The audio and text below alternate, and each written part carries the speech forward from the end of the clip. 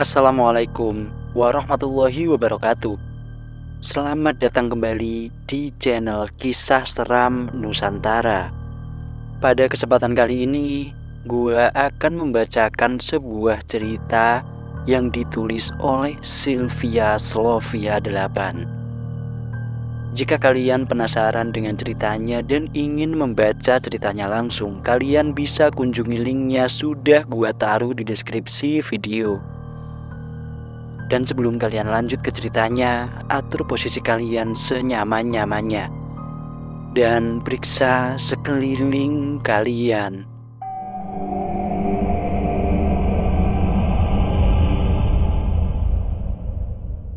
Kisah horor rumah bangunan Belanda. Kisah ini menceritakan tentang rumah eyang dari bapak saya yang merupakan keluarga keturunan Raden di Garut. Daerah tersebut banyak rumah bangunan Belanda yang ditempati saudara juga nenek buyut bapak saya. Saya ikut pindah ke Garut bersama ibu dan bapak, juga kakak pertama, kakak perempuan, dan kedua tinggal di Bandung yang merupakan tempat tinggal orang tua. Mereka tidak bisa ikut karena tidak ingin pindah sekolah. Alasan bapak pindah karena dinas dan kebetulan rumah eyang sedang kosong. Saya bergegas mengumpulkan barang, pakaian, dan lain-lain. Dalam perjalanan, saya tertidur. Sesampainya di rumah eyang, saya berlari kegirangan. Rumah bangunan Belanda tersebut begitu luas. Seingat saya, terdapat 3 toilet dan banyak kamar. Satu kamar di depan sangat besar dan dilengkapi dengan toilet. Kaca jendelanya pun begitu klasik. Selain itu, halaman depan juga sangat luas. Kebun di belakang pun lebih luas dari halaman depan. Hanya saja membuat saya merinding ketika masuk ke dalam salah satu kamar, mungkin karena sudah lama tidak dihuni. Sore pun tiba. Saya berbaring di ranjang dan menoleh ke arah jendela. Entahlah, seperti ada wujud hitam yang memperhatikan dan sangat cepat menghilang. Kemudian saya mengatakan pada ibu, "Tadi ada yang lihat di jendela," tapi ibu saya tidak menghiraukan. Kemudian ibu memasang gorden menjelang maghrib. Kita sudah merapikan sebagian barang, lalu sholat maghrib, setelah itu makan bersama. Saya yang tampak kegirangan lari ke sana kemari, karena memang rumahnya yang begitu besar membuat saya bebas bermain. Waktu tidur sudah tiba, saya tidur bersama ibu dan ayah. Tengah malam saya membangunkan ibu, karena ingin ke toilet. "Bu, aku kebelet pipis, bangun bu." Kemudian ibuku bangun mengantarkan saya ke toilet. Ketika saya berada di toilet, perasaan tidak nyaman pun muncul. Merinding dan menggigil. Seperti biasa, saya merasakan ada yang memperhatikan lalu mendekat. Beberapa hari kemudian, saya siap-siap pergi ke sekolah. Karena rumah ini berada di pinggir jalan, saya hanya tinggal menunggu angkutan di depan rumah. Saya menggunakan delman menjadi pilihan angkutan saya ketika pergi ke sekolah. Terkadang saya juga berjalan kaki. Sesampainya di kelas, saya berkenalan dengan teman baru. Mereka sangat ramah dan baik, dan kapan-kapan ingin bermain di rumah yang saya tempati. Hari libur pun tiba. Saya berkenalan dengan tetangga di depan, perempuan kembar yang seusia dengan kakak perempuan kandung saya. Karena sudah mereka senang bermain dengan saya, seringkali datang berkunjung, saya pun bermain di rumahnya. Beberapa bulan kemudian, orang tua izin ke Bandung karena mendesak tidak bisa membawa saya. Jadi, untuk beberapa minggu saya tinggal bersama kakak. Malam pun tiba. Suara jangkrik berbunyi begitu nyaring dan hening. Saya menonton TV bersama kakak.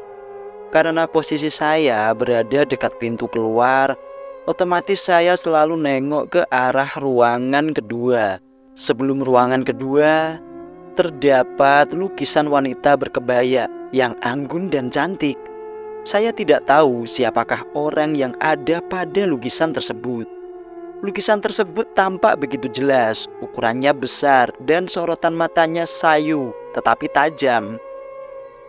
Terkadang saya ingin sekali memindahkan lukisan tersebut, karena ketika saya melihat seperti sedang diperhatikan olehnya. Saat menjelang siang, saya menelusuri semua rumah, tetapi ada salah satu kamar yang terkunci, yang di dalamnya merupakan barang-barang peninggalan eyang.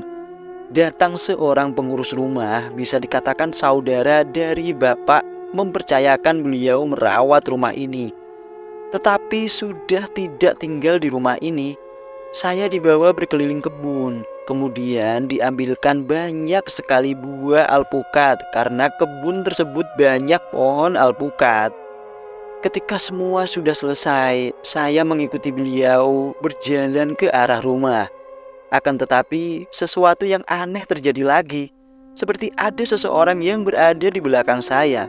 Saya tidak membalikkan badan ke belakang. Rasanya berlari pun berat, apalagi berbicara.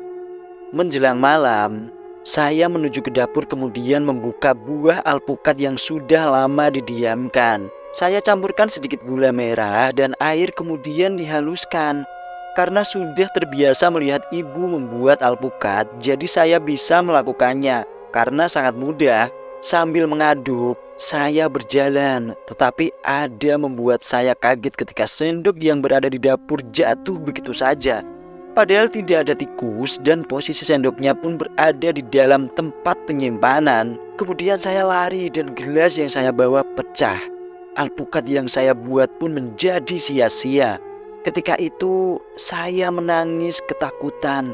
Tapi kakak hanya menertawai sambil mengusap air mata dan menonton TV. Saya dibawakan alpukat, kemudian saya memakannya tidak sampai habis-habis. Hari libur pun tiba. Saya bermain petak umpet dengan teman sekolah di rumah. Setelah itu kita makan bersama. Lalu saya dan teman ke dapur membawa piring juga sendok. Alangkah terkejutnya, sendok yang jatuh saat itu ada di halaman rumah tempat di mana kita makan bersama. Sendok tersebut berwarna keemasan dan berbeda dari yang lain. Makanya saya ingat sendok yang terjatuh tersebut berwarna keemasan dan hanya satu sendok itu saja.